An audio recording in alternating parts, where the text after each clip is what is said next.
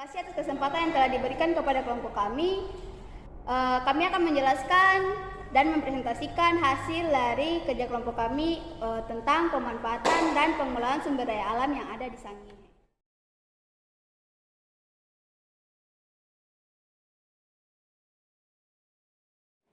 Perkenalkan, nama saya Aurelio Hudatenean.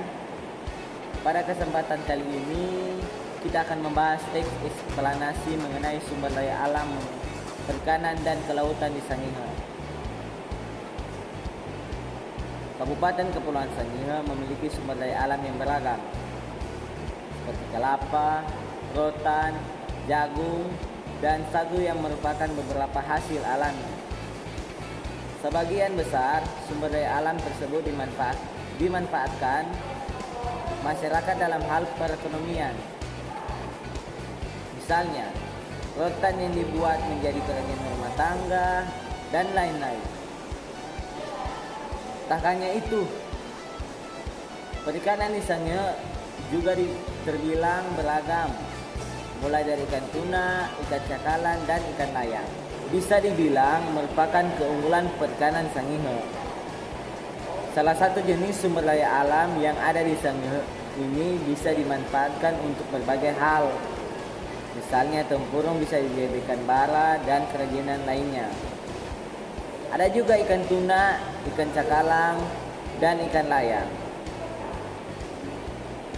Bisa dikonsumsi dan juga bisa dijual sebagai beberapa komoditas unggulan di Sangihe. Namun, ada beberapa permasalahan atau kendala dalam pengelolaan sumber daya alam di Sangihe.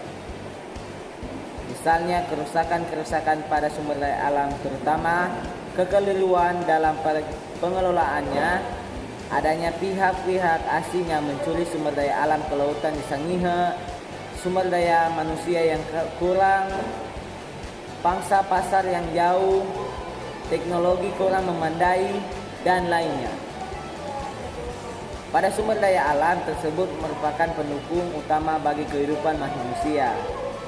Nah, cara mengatasi permasalahan tersebut yaitu masyarakat harus bisa menjaga kelestarian alam sekitar, misalnya tidak membuang sampah sembarangan, terus meningkatkan sumber daya alam manusia, mengembangkan teknologi, ikut serta dengan melaporkan jika ada pihak asing yang datang, penghematan sumber daya alam dan perlunya pembaruan sumber daya alam seperti mengembangbiakan flora dan fauna yang ada. Demikian pembahasan kita mengenai sumber daya alam perikanan dan kelautan di Sangihe. Terima kasih. Shalom.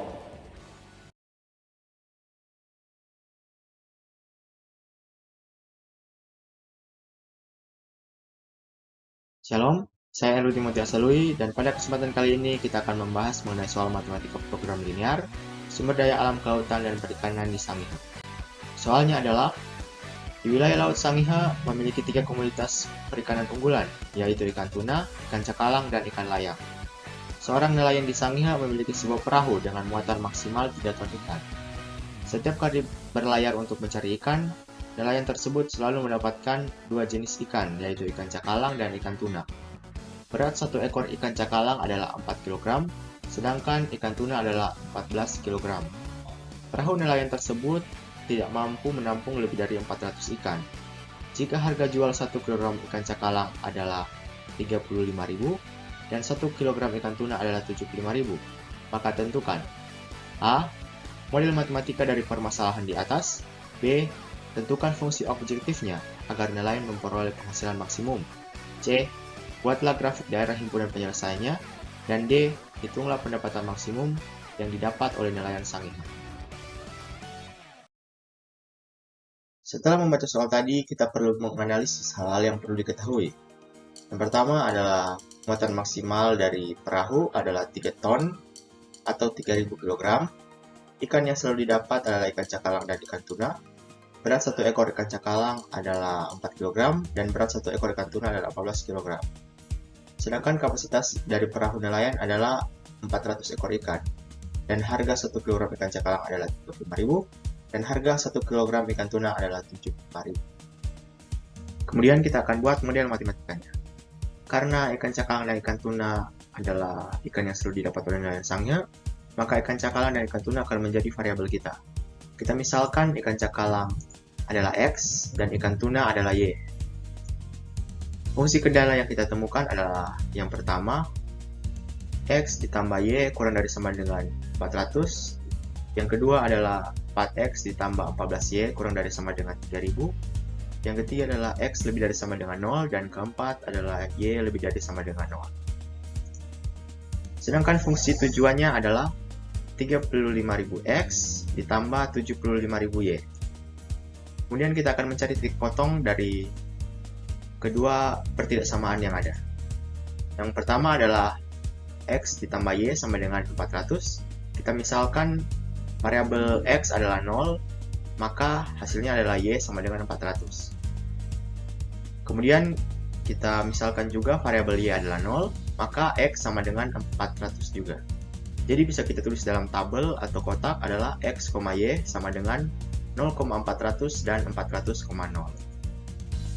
Sedangkan pertidaksamaan kedua adalah 4X ditambah 14Y sama dengan 3000. Kita misalkan kembali variabel X adalah 0 dan menjadi 4 dikali 0 ditambah 14Y sama dengan 3000. Yang tersisa adalah 14Y. Kemudian 14 kita pindah ruaskan dari perkalian menjadi pembagian. Dan menjadi Y sama dengan 3000 dibagi 14. Y sama dengan 214,3. Kemudian kita misalkan juga variabel Y sama dengan 0, maka 4X ditambah 14 dikali 0 sama dengan 3000. Yang tersisa adalah 4X. Maka 4X kita pindah ruaskan dari perkalian menjadi pembagian lagi. Maka X sama dengan 3000 dibagi 4, X sama dengan 750. Maka bisa kita tulis dalam tabel atau kotak adalah 4, Y sama dengan 0,750 dan 214,3,0. Kemudian untuk pertidaksamaan ketiga dan keempat jangan lupa kita tulis, yaitu X lebih dari sama dengan 0 dan Y lebih dari sama dengan 0. Setelah itu kita akan menguji titik yang ada. Titik yang bisa kita pakai adalah 0,0. Untuk pertidaksamaan pertama, 0 kurang dari sama dengan 400. Pernyataan tersebut benar. Dan untuk pertidaksamaan kedua, kita kembali juga menguji titik, yaitu 0,0. Maka 0 kurang dari sama dengan 3000. Dan pernyataan tersebut benar. Setelah itu, kita akan menggambar grafik. Berikut adalah grafik yang kita temukan berdasarkan titik potong yang telah kita cari tadi.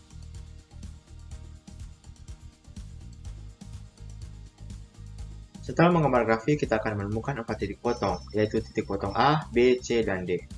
Untuk titik potong A, X, Y sama dengan 0,214,3. Untuk titik potong B terletak di antara pertidaksamaan 1 dan 2. Untuk titik potong C, X, Y sama dengan 400,0. Dan untuk titik potong D, X, Y sama dengan 0,0. Untuk titik potong A, kita substitusi nilainya pada fungsi tujuan. Dan menjadi 35.000 dikali 0 dan 75.000 dikali 214,3. Hasilnya adalah Rp16.072.500. Untuk titik potong B, kita cari pertidaksamaan 1 dan 2. Yaitu X ditambah Y sama dengan 400 dan 4X ditambah 14Y sama dengan 3000. Pertidaksamaan pertama kita kali dengan 4 dan pertidaksamaan kedua kita kali dengan 1. Dan hasilnya adalah 4X ditambah 4Y sama dengan 1600 dan 4X ditambah 14Y sama dengan 3000. Kedua persamaan kita kurangkan dan menjadi min 10Y sama dengan min 1400. Min 10 kita pindah ruaskan dan dibagi dengan min 1400, maka Y sama dengan 140. Setelah kita menemukan variabel Y adalah 140, maka kita substitusi pada pertidaksamaan pertama agar lebih mudah. Maka X ditambah 140 sama dengan 400. Positif 140 kita pindah ruas dan menjadi negatif 140, maka X sama dengan 400 dikurang 140. X sama dengan 260. Kemudian kita substitusikan pada fungsi tujuannya. Dan menjadi 35.000 dikali 260 ditambah 75.000 dikali 140. Hasilnya adalah 9.100.000 rupiah ditambah 10.500.000 rupiah. Sama dengan 19.016.000 rupiah. Kemudian untuk titik potong C, nilai dari titik potong C kita substitusikan pada fungsi tujuan dan menjadi 35.000 dikali 400 ditambah 75.000 dikali 0. Maka hasilnya adalah 14 juta rupiah. Untuk titik potong D, kita ganti kedua variabel menjadi nilai yang ada, maka hasilnya adalah 0 rupiah. Jadi, yang merupakan pendapatan maksimum dari nelayan Sangihe adalah 19.016.000 rupiah dari titik potong B.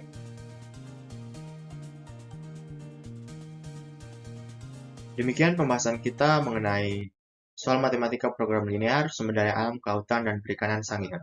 Saya Enrico Timothy Asalui, terima kasih.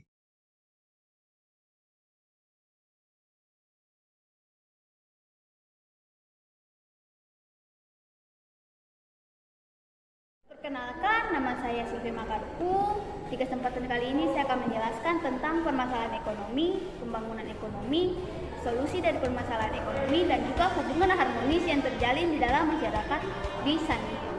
Untuk permasalahan ekonomi tersebut, saya mengambil 5 permasalahan yang ada di sekitar Sangihe ini. Yang pertama, fasilitas yang kurang memadai.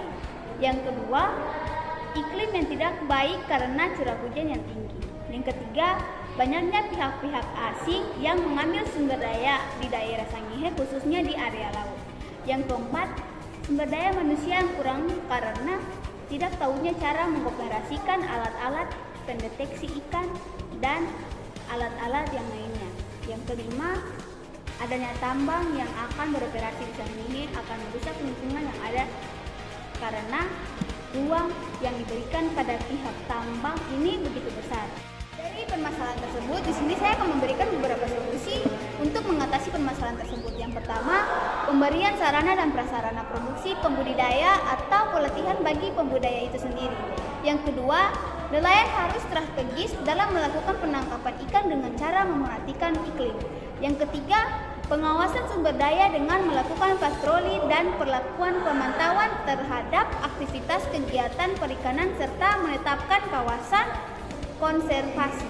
Yang keempat, pemberdayaan nelayan kecil atau bantuan armada penangkapan, alat bantu penangkapan ikan, dan pelatihan bagi nelayan.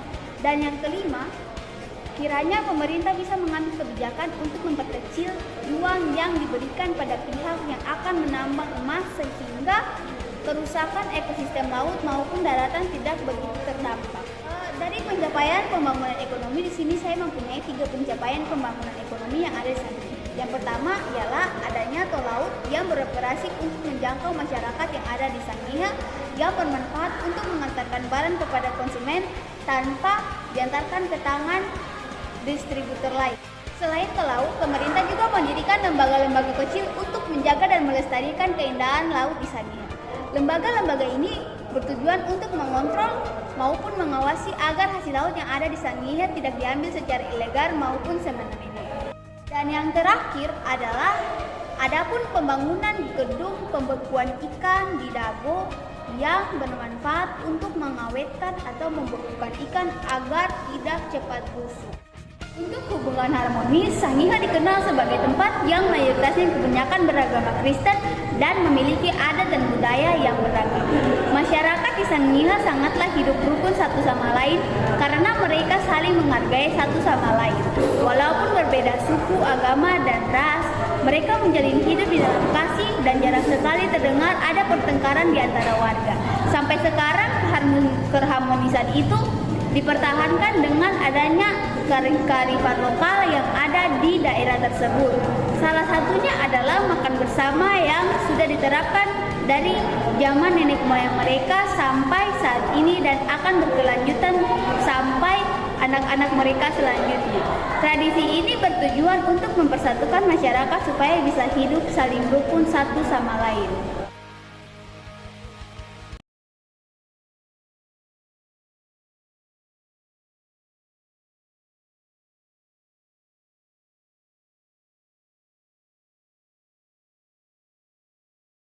Perkenalkan, nama saya Evelyn Gana. Pada kesempatan kali ini, saya akan membahas mengenai upaya dalam mengatasi ancaman integrasi nasional, penjelasan mengenai produk kerajinan yang telah kami buat, dan solusi untuk permasalahan yang dikaitkan dengan perkembangan era 4.0 pada masa sekarang ini.